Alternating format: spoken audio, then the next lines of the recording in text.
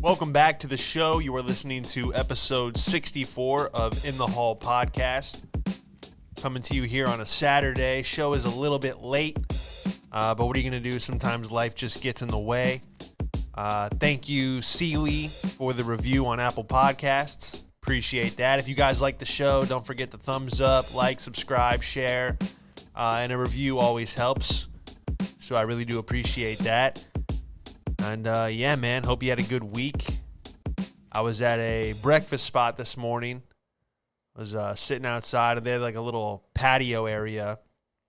And dude, not 30 seconds after we sat down, some lady just kicks open the side door to the restaurant, steps out onto the patio and just yells, "These faggots better not touch me."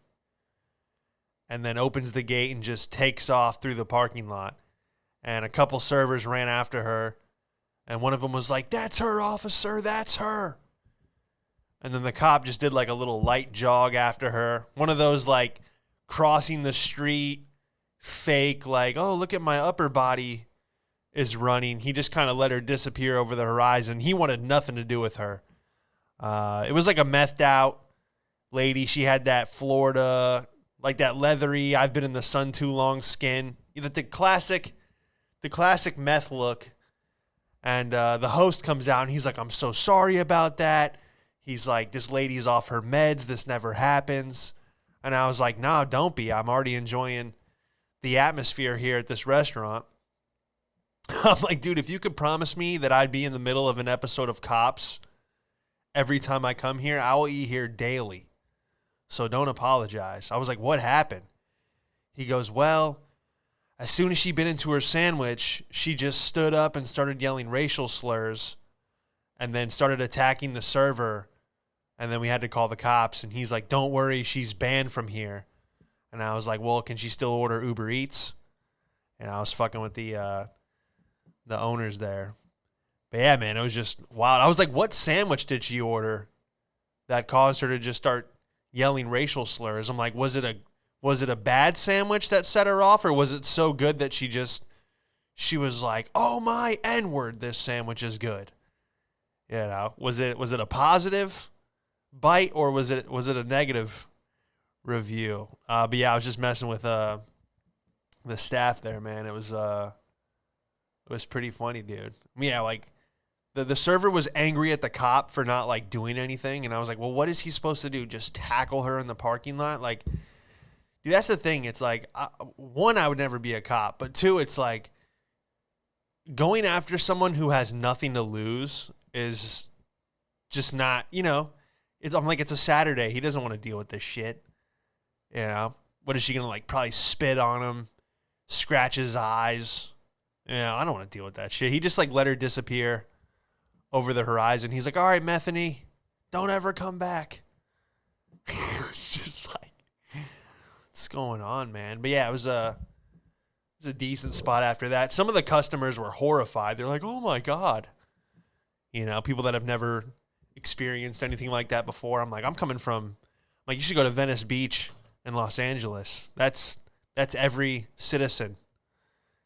But yeah, man, it was definitely interesting. And then on the ride home, I passed a lady who had her feet on the dashboard of the car. You know, those animals that usually have their shoes off at like an airport. They come out of the airplane bathroom with bare feet, and you're just like, who raised you? And so this woman had her feet on the dashboard, like crossing her ankles. And at first, I didn't know it was feet. It was a redheaded woman. And you think gingers are white? You should see the bottom of their feet. Like everyone's feet on the bottom are white. But dude, I've never seen a redheaded person's foot. The bottom of it looked like two Elmer's glue bottles sitting on the dashboard. I think I need a new eyeglass prescription after that, because I am blind at how bright the bottom of her feet were. Like, oh my gosh, dude. Forget like flashlights. If this lady was lost in the woods, she could just take a shoe off and point her foot and be able to see through the forest. Like, why are we wasting money on lighthouses? Why don't we just put gingers up in a tree barefoot to let boats know not to hit the shore. But yeah, we had a dine and dash and a foot on the dash today, so it's still young on this Saturday. So we'll see what else. We'll see what else happens. It's new with you guys, man. I watched a movie from the '90s. I've never seen it before. I watched Dances with Wolves. Had Kevin Costner in it. If you've seen it, you already know. But it was basically about the white people coming into America and then slowly running into the Native Americans and then that conflict. But dude, I just think it was funny because they had like the Indian names. Like when they give you a name, they had the one guy was Dances with Wolves because he like tackled a wolf that wasn't even like aggressive, but he got a cool name, Dances with Wolves. Yeah, and then that's the thing about a native name. Like you gotta do like badass shit for the first 20 years of your life. And then once they give you a cool name, then you can go back to being a bitch. You know, like if I was back then, I would have to like ride a buffalo or something. And they'd be like Chief Buffalo Rider. And I'm like, all right, cool. I'm going to go back to gathering berries now that I've earned my stripes or whatever. They name one guy Smiles a lot. And I'm like, oh, that's kind of weak. But it sticks with you. You can't change it. You can't show up and be like, I'm Chief Big Cock. And they're like, well, actually, that's a lie because you're Dancing Prairie Lily or whatever. And you're like, shit, I guess that's my name forever till I join a new tribe or something. But yeah, it was a cool movie. I forgot in the 90s, everyone who gets shot in like a 90s action movie, they all have that same yell. They go like, ah! Ah! No matter where they get shot, it's that same sound effect. They just had one sound effect for every shooting. And then if they get hit with an arrow, it's it's just the same sound, man. But yeah, that was my week. Let's get into the show.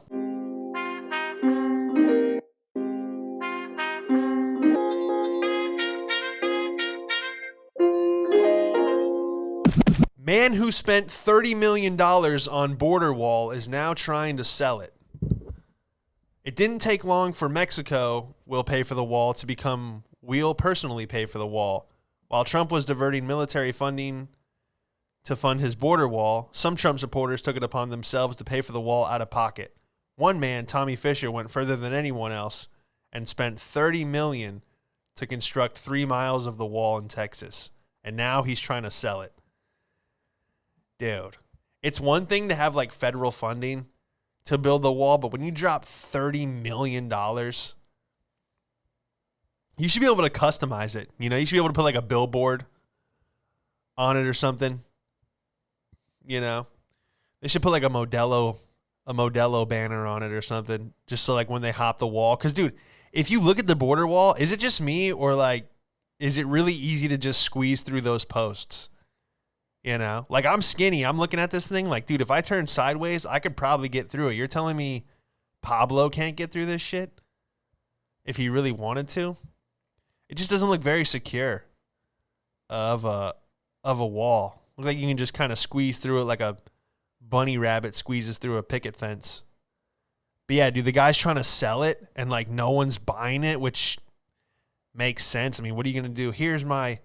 Can someone buy my 3-mile wall for $30 million? Like, I don't even really get this article. I just thought it was funny because here it is.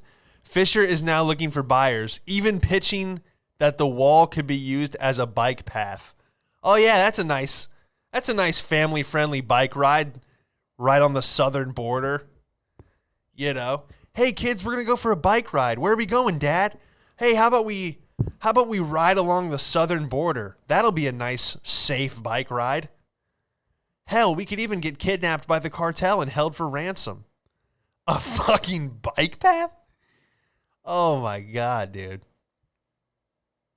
That's the thing, dude. There's so many people that come through the border. Like, you'll actually see them. Like, when I remember driving through Arizona, you would see like a couple Mexicans with like a gallon of water just sprinting full speed through the desert, just trying to go wherever. Just hauling ass to get like a roofing job or wash dishes, dude. And you can't pick them up. Like, there's signs that say like, don't pick up hitchhikers. Like, you can get in so much trouble for helping an illegal cross the border. So I just roll down my window and root for him. I'm like, Vámonos, rápido. 2 more miles, dos más. Just kind of encourage them like the cars that ride along the cyclist in the Tour de France. That's all you can do, dude. Just provide a little coaching. You know, it's just, it's sad, but like, what are you going to do? You know, they say you can't let everyone, because it's not every Mexican that comes over the border is a criminal. Like, you know, it's a lot of people just trying to get the hell away from the cartel and find a better life for themselves, get like a job and send money back home. And it's like, I get it, dude. Like, if I was born in Mexico and I lived in a shitty situation, you bet your ass I'd be fucking hopping the wall. You know, I can't blame any of these people. But then it's like, there is, you know, drug dealers and cartel members at the same time. The same thing with school shootings. It's like, not every quiet white kid with a bowl cut is a school shooter, but every school shooter is a quiet white kid with a bowl cut. But you can't just categorize all of the white kids with a bad haircut to be a school shooter. You know what I mean? So it's a little challenge. You know, what are you gonna do? I just thought this was hysterical. Like, the ironic thing is, you know who will be able to sell your border wall? Mexicans. They'll load each one of those posts up in the back of their Chevy S10 and sell it for scrap metal. I know tons of Mexicans that ride around town and throw fridges and piping and all kinds of shit, and they just sell it to the junkyard. That's who's going to sell your wall. The people you're trying to keep out. They'll sell that shit in a fucking day. That's what's so funny about this, dude. God, I would never spend $30 million on a wall. You know, I'd be like, well, can I at least put like a banner on it? What a weird article. Speaking of Mexicans, we have, I know you guys probably saw the rapper that underwent surgery. It was a Mexican rap and reggaeton artist, Dan Sur, had surgically implanted chains into his scalp, which according to him marks the first rapper to have gold hair implanted in human history.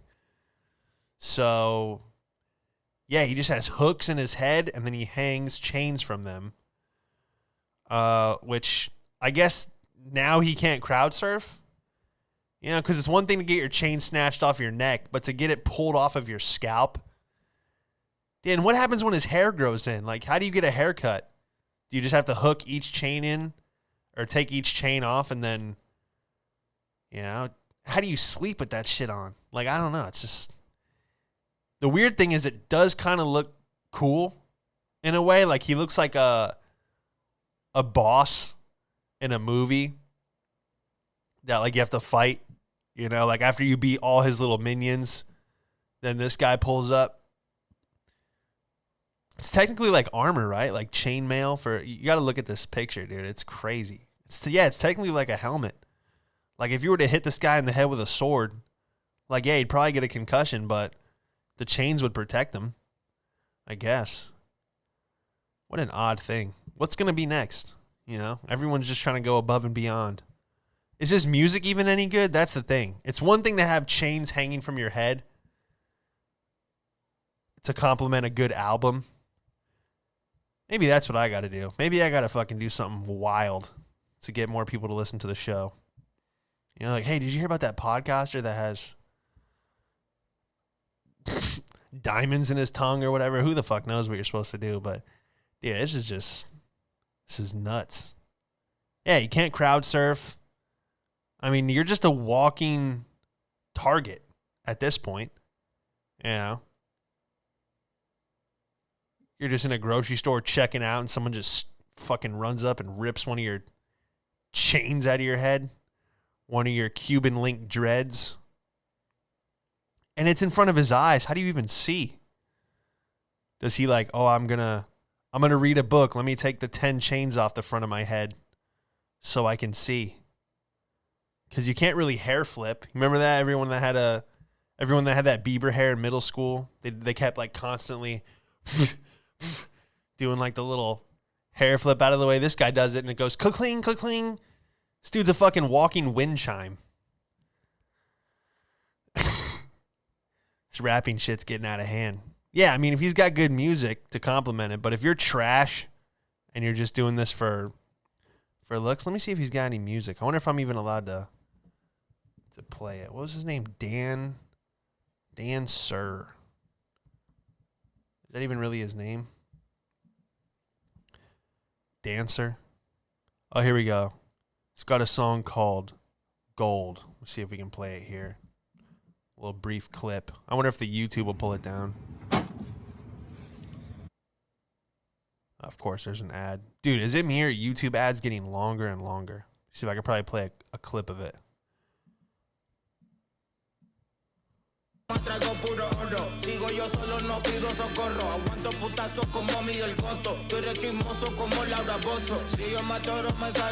You can't even see him. He looks like a poodle. He looks like one of those dogs that has like the hair in front of its face. One of those like designer dogs that old white ladies pay like $1 million for. Anyway, I like Spanish rap. I don't know what they're saying, but it's just like you can kind of bob your head to it. What else we got? The MMA fighter, that the transgender MMA fighter got a lot of flack after her debut win. Was a former like special ops like military fighter, now is in the MMA as a transgender and is just beating the shit out of women. And her shirt says her shirt. I don't know, dude. I don't know the he, they, him. You know, I don't follow all that. But it says end trans genocide on the shirt. Is there a trans genocide? Like, I've never heard of people just going around and shooting transgender people in the head. I've only known one transgender person in the comedy scene in New York. Gina was her name. And, yeah, cool person. Laughed at everything. You know, I got no problem with it, but I do have, like, what if your sister was an MMA fighter and then you just see this former special ops guy go in there essentially and just beat the shit out of your sister? You're like, hey, I don't know if that's fair. You know? Dude, he's fucking jacked. Like, that's clearly a man with pink hair. So, apparently it goes against feminism now. If you have a problem with it, you're no longer a feminist. They're changing the rules every 10 seconds. So, if you got a problem with it, I thought feminism was to, like, stop men from controlling women or being, like, you know, women wanted to get away from the toxic masculinity. But now you're supposed to just get your ass whooped by them. Is that where we're at? Like, what if I'm just like beating the shit out of a woman in the street and they're like, you can't, they're like, hey, that guy's hitting her. And then I look back before I throw the next punch and I go, don't worry, I identify as a woman. Blah, blah. And just start beating the shit. Like, just continue the ass whooping. And people are like, oh, okay. Oh, I'm so sorry. I'm so sorry. I assumed your gender. And they just have to keep going, carry on about their day.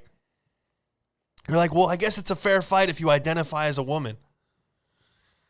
I don't care if I get shit with this. Like I said, you can't cancel me. I don't have a career anyway. So, I don't know. What are your thoughts, man? InTheHallPodcast at Gmail. I want to know what you guys think, dude. Start sending topics.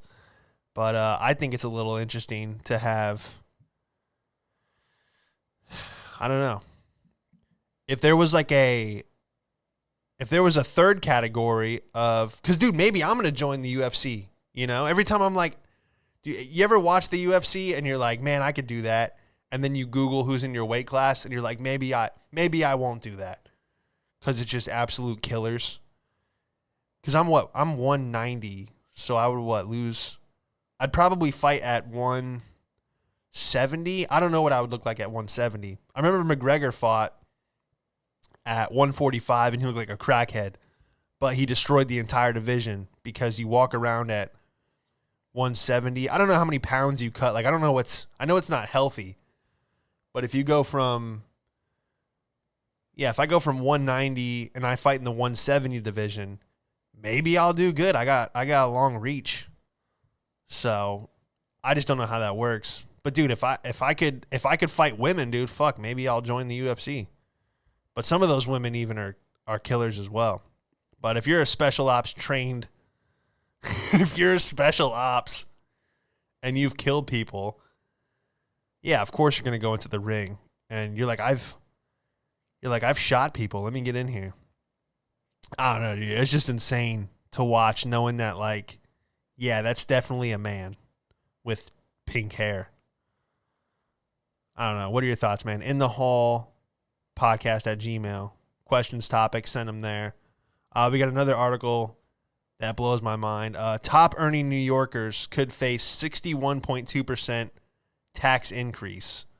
So more than half your income. If I get it. If you're making $500 million a year and they take $300 million and now you're left with $200 million a year, it's like, okay, you're not spending $200 million a year anyway. Still, I mean, if you're making $500 million, you probably don't want $300 million taken from you unless it goes to fixing potholes. That's the thing. It's like, I don't mind paying taxes, but I don't want to hit one fucking pothole. And New York has tons of them. So I don't know where the money's going. But, dude, this is the thing. Rich people aren't going to pay 61% tax. They have so many loopholes, and they pay themselves through LLCs, and they put all their money in property and shell corps, and half their money's overseas anyway. So what happens when the top earning New Yorkers all leave or migrate south or just go back to their country? Because a lot of that New York money now anyway is just Chinese real estate, Russian real estate. And then what happens when the city workers are now the top earners? A trash man making $100K is now the top earner. You're going to take 61% of his income, and now he's left with $39,000? That shit's not going to fly, dude. I don't know, man. I love the city of New York, but if they're doing this shit, I don't think the city's ever going to come back.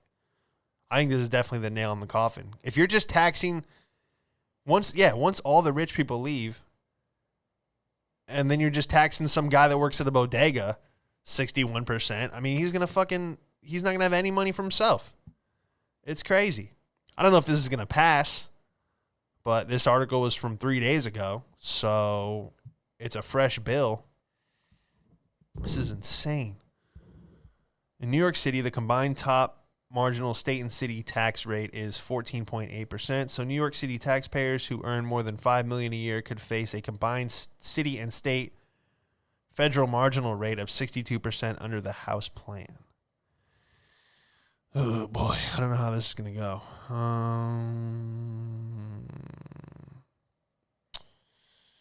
Yeah, I don't know, dude. 61% tax is insane. Yeah, that's just not going to fly. Speaking of taxes, everyone's talking about AOC's dress, the tax the rich. At first, I thought her dress said eat more chicken because it looks like a Chick-fil-A bag. But yeah, it cost $35,000 a plate to get into the event. You know there were people at that Met Gala that just fucking hate AOC. As soon as they saw her, they just turned and like, who the fuck invited this bitch? Who invited her?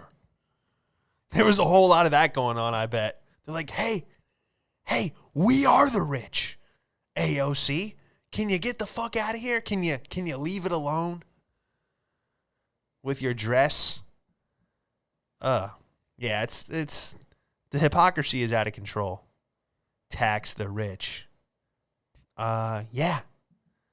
They're like, let me see.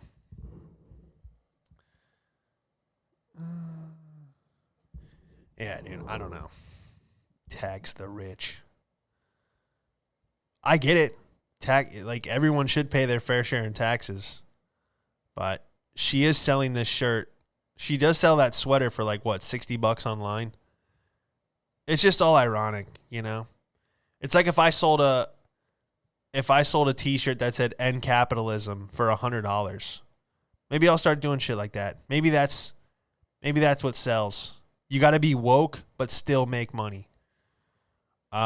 Speaking of fashion, we got cargo pants apparently are trying to come back. They're trying to make them cooler. They're calling them undercover cargo pants. I guess they're more like skinny jeans with extra pockets. I don't know. I've never really fucked with cargo pants. The whole argument here is that the smartphones are getting so big that you need cargo pants. But I don't know. They've always been goofy to me. It's like how much I get if you're like a nature trail guy or you're camping and your left pocket has granola bars and your right pocket has matches and the other one has like a rope in it in case you got to go down a mountain or some shit. But as far as just like day to day, dude, cargo pants look whack. I had the pants. I was the shit in like the 3rd grade when everyone had those pants that had the zipper in the knee, so you can make your pants go from pants to shorts. So during like recess, you would zip the zipper around your knees and put the sleeve in your backpack, and then you're like, I'm ready for recess now. I just went from pants to shorts. And then when you get back, you put the pant legs back on. It was like that was like the coolest thing, dude. If you had that, you were like one of the cool kids. I remember I told my teacher, I was so hyped when I got them. I had like an orange pair. They looked like correctional facility pants. They were like bright orange. And I asked my teacher. Teachers in the 90s were great because they just said anything because there was no cell phone, so no one was recording, so they could just talk shit to you. And I told my teacher, I said, hey, do you want to see my zipper? And I'll never forget. She's like, what are you trying to get me fired? I don't want to see your zipper. She's like, show that to your wife one day. I want to see your zipper. And I'm like, no, the zipper on my leg. She's like, enough. She had no idea what I was talking about. I'm like, no, look, my pants unzip right here. It's just so funny. All right, man, last article, and we'll bounce out. Trying to keep these like right around a half an hour until eventually I get a full-time co-host. Then maybe we'll kick it off to an hour once I don't have to do all the editing, uploading, subtitling, and all that stuff. But yeah, we got a Walmart billionaire. Mark Lohr is planning a $500 billion city of the future called Tolosa, which already sounds like something out of a dystopian sci-fi film.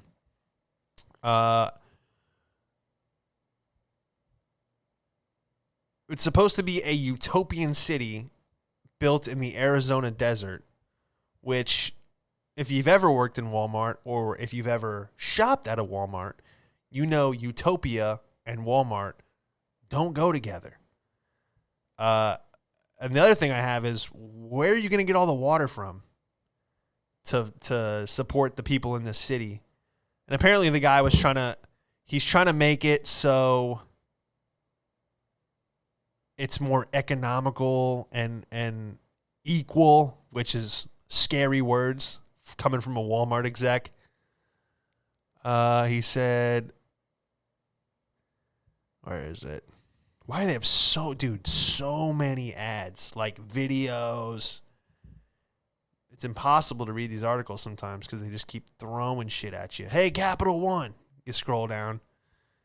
Hey, don't forget, or they have all these 3 items that burn fat. Yeah, it's called exercise, you fat fuck.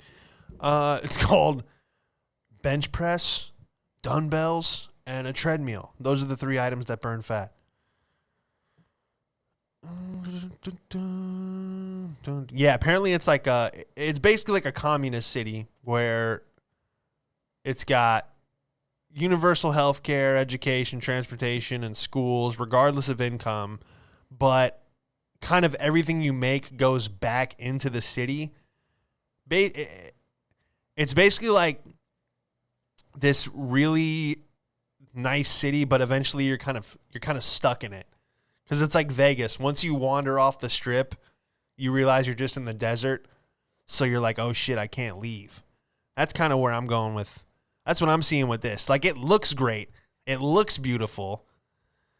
You know, the architecture and everything. It's a great idea. But at the end of the day, it's like, is it one of those things where the creators of the city are the ones? It's basically like Sims, where this guy just looks down upon you and he's like, I created this.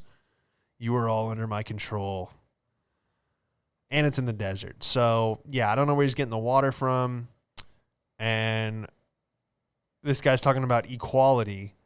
But if you ever worked at Walmart, you know that there is no such thing as equality there. I want everybody to have an equal opportunity for success. Okay, well then pay people more than $8 an hour who work at Walmart. How about you start with that? Even the name sounds creepy.